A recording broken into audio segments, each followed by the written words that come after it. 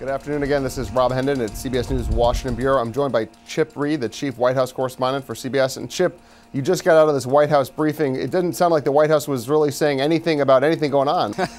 That's basically it, Rob. This was one of the more useless White House briefings I've seen in a while. Now, of course, Robert Gibbs used to, and Jay Carney has continued the trend. And in fact, all White House press conferences have always evaded and avoided certain questions. But today, just about everything we wanted to ask about was something that he wanted to evade. For example, any questions on his on the president's re-election campaign.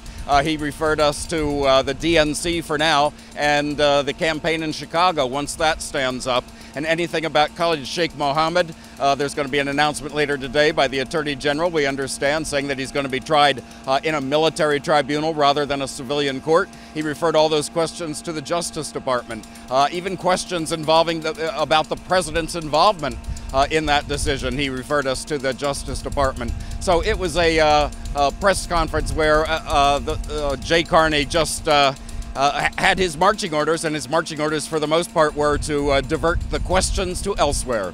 The big news out of the White House today was that the president officially announced he's going to run for re-election. Obviously not a surprise to anyone.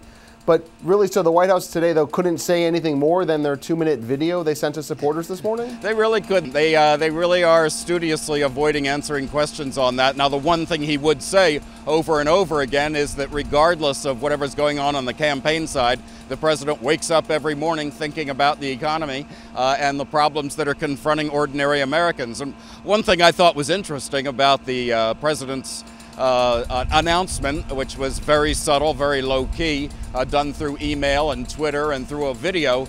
That video and the president's email were all about ordinary people and about how they need to start getting ordinary people organized early. And that is true. But the real reason for doing it now, the primary reason for announcing now, is they want to get an early start on fundraising, and that's not with ordinary people, that's with people who are quite wealthy. He's going to be starting major fundraisers 10 days from today.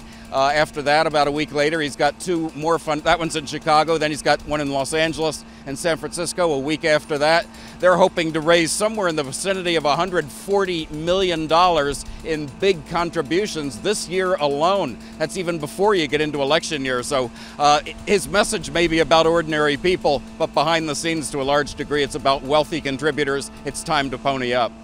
Do you see a split coming with the White House in terms of that re-election campaign? Do you think Jay Carney from that podium where you sat today is going to be the chief spokesman for the campaign? Well, he did say a couple of times for now, so maybe they're still trying to decide exactly how this will work. And there will come a point where he's not going to be able to completely divert everything to Chicago or to the DNC. But I suspect that this will mostly be run out of Chicago rather than here at the White House. I think they've decided to make that separation. The campaign's out there. Economy and jobs is here at the White House, and I think they're going to do their best to keep that division.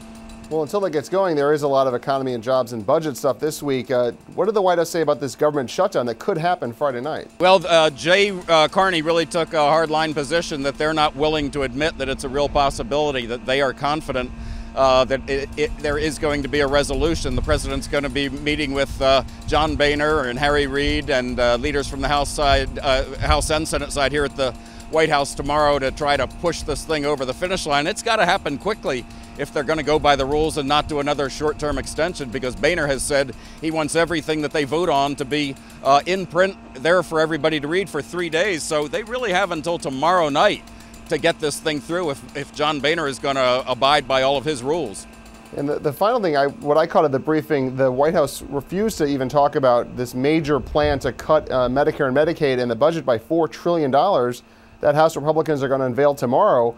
And Jay Carney didn't really have a stance on that. What do you think the White House is playing on that major change to entitlement? I tell you, they're just not saying much. Once again, right now they're focused on trying to get this budget deal through, and obviously they're going to have to address this in days to come. But that was another area where we were simply frustrated in our efforts to get any kind of substantive comment from the White House today. Well, it sounds like the jackhammers are definitely doing the talking over there, huh? Oh, absolutely. Boy, are they ever. There was a piece on AFP today about this construction project and how it's all about infrastructure.